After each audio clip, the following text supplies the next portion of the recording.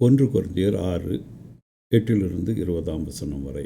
நீங்களே அநியாயம் செய்கிறீர்கள், நஷ்டப்படுத்துகிறீர்கள், சகோதரருக்கும் அப்படி செய்கிறீர்கள். முதலாவது பாகத்தில் 7ஆம் வசனம் வரைக்கும் நம்ம பார்த்தோம். நஷ்டத்தை பொறுத்து கொள்வதும் அநியாயத்தை சகித்து கொள்வதும் எப்படி என்ற கருத்தை பவுல் நமக்கு போதித்தார்.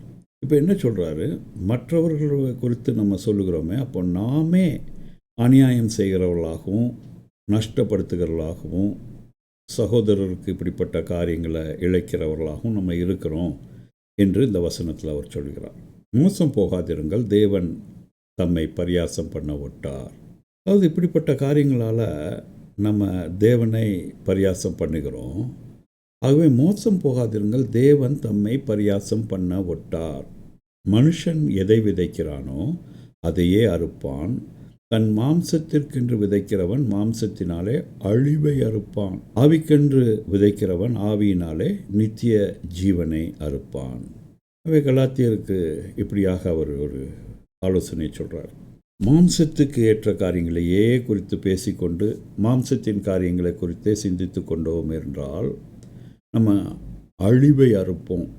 ஆவிக்குரிய காரியங்களை குறித்து சிந்தித்து கொண்டு அதை குறித்து பேசிக்கொண்டே இருந்தோம் என்றால் நாம் நித்திய ஜீவனை அறுப்போம் என்று அங்கு தெளிவுபடுத்துகிறார். அது மட்டும் 6ஆம் அதிகாரம் 9-10 வசனத்தில் பார்த்தா, அநியாயக்காரர் தேவனுடைய ராஜ்யத்தை சுதந்தரிப்பதில்லை என்று அறியீர்களா? வஞ்சிக்கப்படாதிருங்கள்.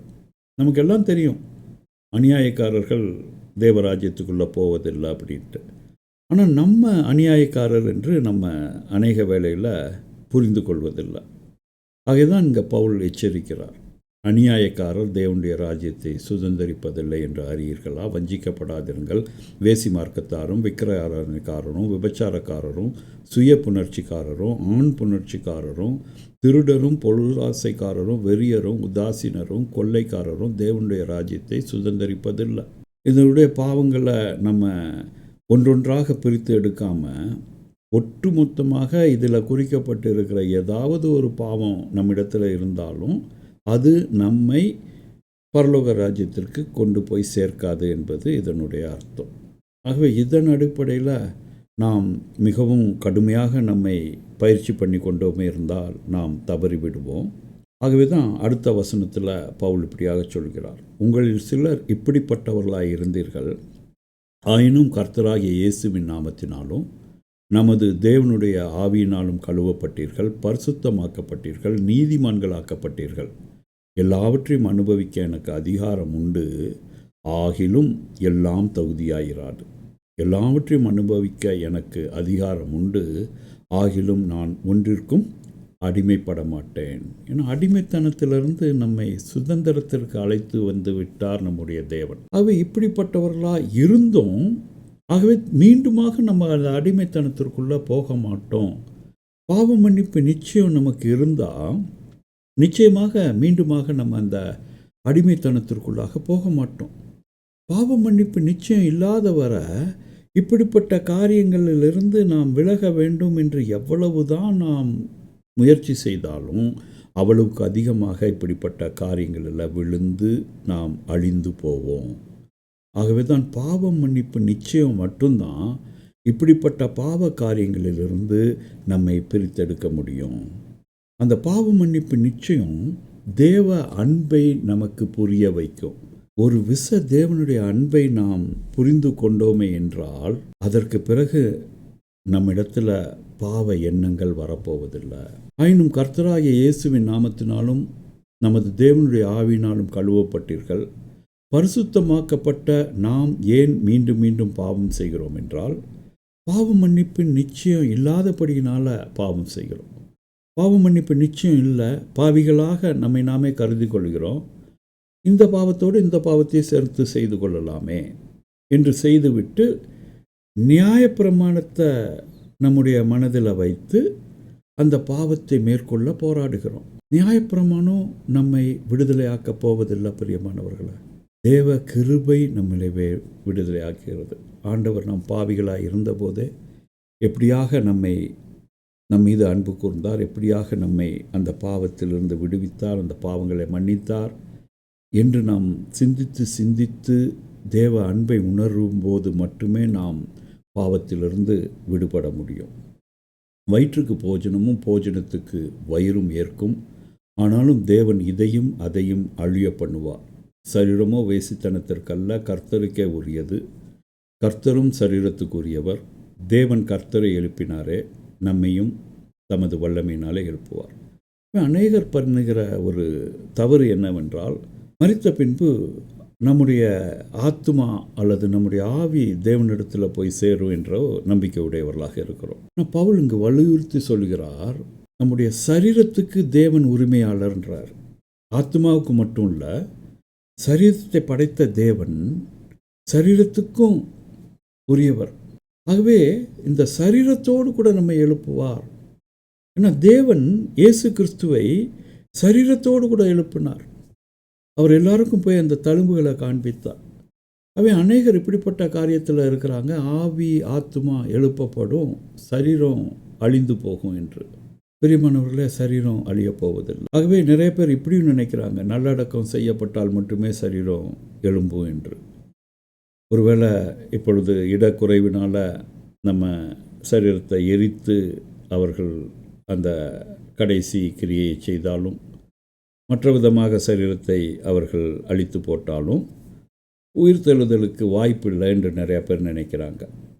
அந்த வகையில் பிரியமானவர்களே, நம்ம யோசித்து பார்ப்போம். நம்ம அடக்கம் செய்கிற சரீரமும் மண்ணோடு மண்ணாக அழிந்து தான் போகிறது. ஸோ அந்த சரீரத்தை தான் ஆண்டவர் எழுப்புவதற்கு வல்லமை உள்ளவராக இருக்கிறார். ஏனெனில் இயேசு கிறிஸ்துவை சரீரத்தில் அவர் உயிருள்ளவராக எழுப்பினார். ஆகவே தான் நம்முடைய சரீரத்தை அந்த இயேசு கிறிஸ்துவின் தூய இரத்தத்தினால் விலைக்கு வாங்கி கொண்டிருக்கிறார். ஆகவே அந்த சரீரம், நம்முடைய சரீரம் தேவனுக்குரியது. ஜென்ம சரீரம் விதைக்கப்படும், ஆவிக்குரிய சரீரம் எழுந்திருக்கும். ஜென்ம சரீரமும் உண்டு, ஆவிக்குரிய சரீரமும் உண்டு. அந்தபடியே முந்தின மனுஷனாகிய ஆதாம் ஜீவாத்மாவானான். அவருடைய சுவாசம் ஊதப்பட்டவுடன் அவன் ஜீவாத்மாவானான். ஆதாம் ஜீவாத்மாவானான் என்று எழுதியிருக்கிறது. பிந்தின ஆதாம் உயிர்ப்பிக்கிற ஆவியானார். ஆகிலும் ஆவிக்குரிய சரீரம் முந்தினதல்ல, ஜென்ம சரீரமே முந்தினது, ஆவிக்குரிய சரீரம் பிந்தினது. ஆகவே 2 சரீரங்களும் இங்கே இருக்கிறது. ஆவிக்குரிய சரீரமும் இருக்கிறது, ஜென்ம சரீரமும் இருக்கிறது. ஆகவே சரீரத்தை குறித்து நாம் அலட்சியமாக இருக்கக்கூடாது. நம்முடைய சரீரத்தை நாம் பேணி பாதுகாத்து கொள்ள வேண்டும். இங்கு பவுல் அதை குறித்து சொல்கிறார், அது தேவனுடைய ஆலயமாக இருக்கிறது என்று. ஆகவே தான் ரோமருக்கு எழுதுகிற நிருபத்தில் பவுல் இப்படியாக சொல்லுகிறார், அப்படி இருக்கிற சகோதரரே, நீங்கள் உங்கள் சரீரங்களை பரிசுத்தமும் தேவனுக்கு பிரியமான ஜீவ பலியாக ஒப்பு கொடுக்க வேண்டும் என்று தேவனுடைய இரக்கங்களை முன்னிட்டு உங்களை வேண்டிக் கொள்கிறேன். இதுவே நீங்கள் செய்யத்தக்க புத்தியுள்ள ஆராதனை. பிரியமானவர்களே, இன்று இதை குறித்து நம்ம சிந்திக்க வேண்டும். பிரியமானவர்களே, அநேக வேளையில் நம்ம சரீரத்தை குறித்து கவலைப்படுவதில்லை. சரீரத்தை மீண்டும் தேவன் விலைக்கு வாங்கியிருக்கிறார். இந்த சரீரம் அவருடையது என்பதை குறித்த சிந்தனை இல்லாதவர்களாக இருக்கிறோம். உங்கள் சரீரங்கள் கிறிஸ்துவின் அவயவங்கள் என்று அறியீர்களா? அப்படி இருக்க நான் கிறிஸ்துவின் அவயங்களை வேசியின் அவயவங்களாக ஆக்கலாமா? அப்படி செய்யலாகாதே. வேசியோடு இசைந்திருக்கிறவன் அவளுடனே ஒரே சரீரமாயிருக்கிறான் என்று அறியீர்களா? இருவரும் ஒரே மாம்சமாயிருப்பார்கள் என்று சொல்லியிருக்கிறதே. அப்படியே கர்த்தரோடு இசைந்திருக்கிறவனும் அவருடனே ஒரே ஆவியாய் இருக்கிறான். வேசித்தனத்திற்கு விலகியோடுங்கள். மனுஷன் செய்கிற எந்த பாவமும் சரீரத்துக்கு புறம்பாயிருக்கும். வேசித்தனம் செய்கிறவனோ தன் சுய சரீரத்திற்கு விரோதமாய் இருக்கிறான். மீண்டுமாக அவர் சொல்கிறது, உங்கள் சரீரமானது நீங்கள் தேவனாலே பெற்றும் உங்களில் தங்கியும் இருக்கிற பரிசுத்த ஆவியினுடைய ஆலயமாய் இருக்கிறது என்றும் நீங்கள் உங்களுடையவர்கள் அல்ல என்றும் அறியீர்களா? அதுதான் அவர் திருப்பி திருப்பி சொல்கிறார். நம்முடைய இருதயத்தில் பரிசுத்த ஆவியானவர் வாசம் செய்திருக்கிறதா அநேக வேளையில் நம்ம உணர்வது கிடையாது.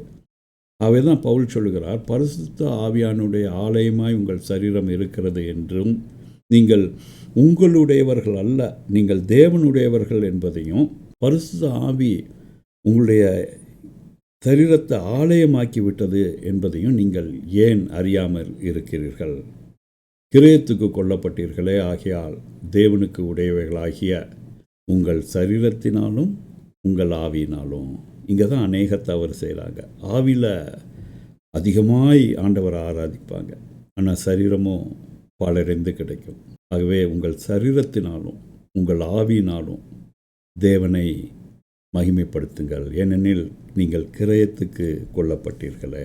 பரிசுத்த ஆவியானவர் நம் இருதயத்தில் குடிக்கொண்டு இருக்கிறார் என்பதை நாம் ஏன் அடிக்கடி மறந்து போகிறோம், அல்லது நாம் ஏன் அந்த எண்ணங்களை, அந்த சத்தியத்தை புறக்கணிக்கிறோம் என்பது குறித்து நம்ம சிந்திக்கணும் பிரியமானவர்களே. ஒரே ஒரு காரணம்தான். ஏனென்றால் நம்முடைய பாவங்கள் மன்னிக்கப்பட்டு விட்டன என்ற உறுதி நமக்கு கிடையாது. பாவங்கள் மன்னிக்கப்பட்டு விட்டன என்ற அந்த நிச்சயம் மட்டுமே தேவன் மீது அன்பு கூற நமது அன்பை பெருக செய்யும்.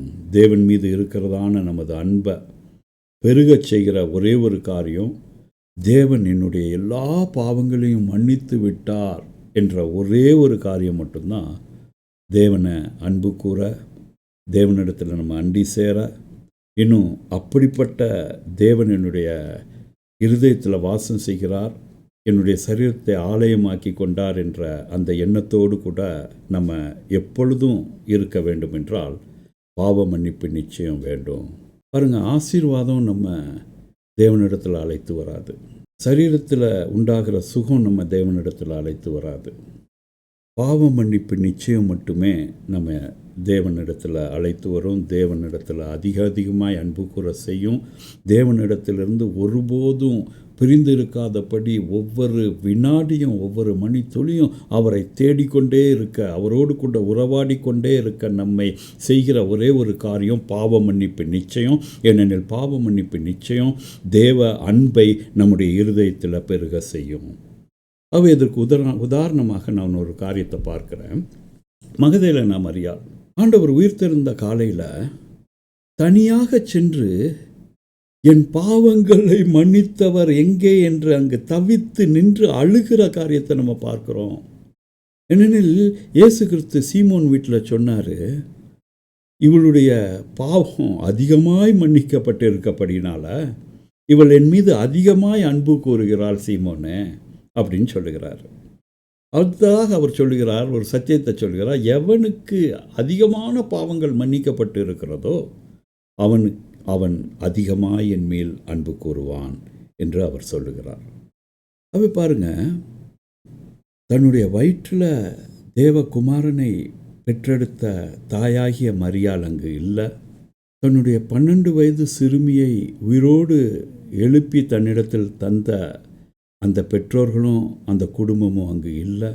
5000 புருஷர்களும் அவளோடு சேர்ந்த மனைவிகளும் பிள்ளைகளும் அப்பத்தை உண்டு திருப்தியாக்கி ஆண்டவரை துதித்த அந்த மக்கள் அங்கு இல்லை.